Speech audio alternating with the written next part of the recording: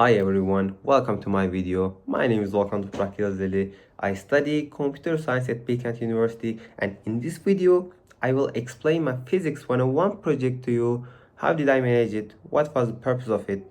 And now let's dive into it.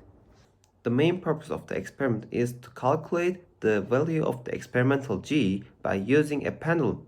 Of course, in the modern world, we know the value of the g, but we will find it by using a basic pendulum.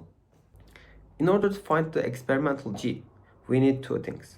The first one is the length of the string. We can use a basic ruler to find the length of the string. And also, we can use a stopwatch so that we can measure the elapsed time during one complete oscillation. And also, we want to calculate the maximum velocity of the object, and we can calculate it by using energy conservation law. Of course, we know that we are in the real world, there will be some energy loss, but still we can calculate it and we can compare it with the expected values. Since we know that the change in the potential energy will convert into the kinetic energy, and since we are talking about the same object, the maximum velocity will be equal to the square root of the 2 times g times delta h. At the previous experiment, we already calculated the experimental g, so we only need the delta h, which means vertical displacement, and we can just calculate it by using mathematics, because we know the length of the string. So delta h equals to L minus L times cos alpha, and alpha is the angle that we release the object. Since I explained all the purpose of the experiment, now let's watch some videos during the experiment.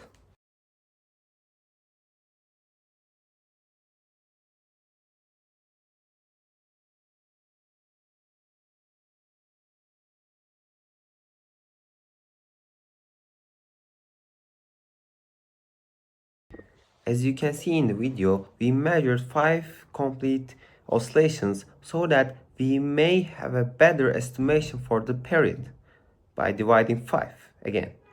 So now let's look at some photos for the tools that we used.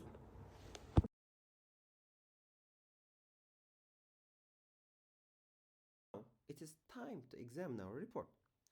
As I have said before, the mass really doesn't affect our period. As you can see, this is for the 5 gram and this is for the 10 gram.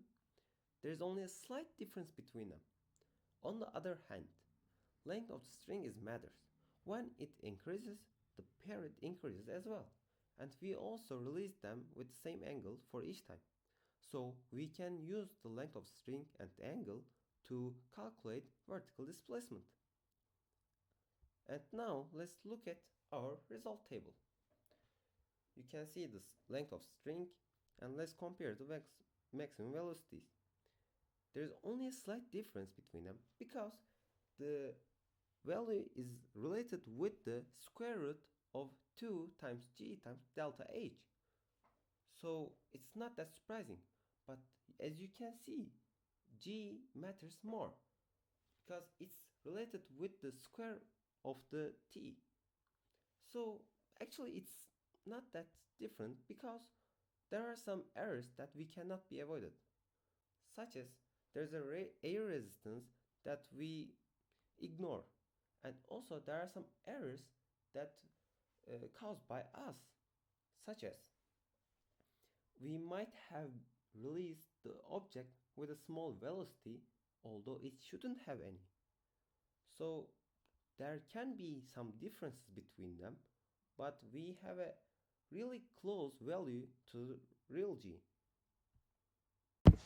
As a result, mass doesn't affect our period. On the other hand, the length of the string affects our period.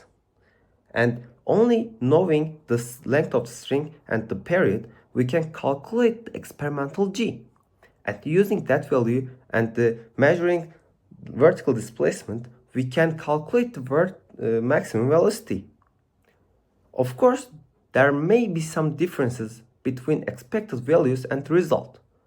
This is because we have such errors that we cannot avoid.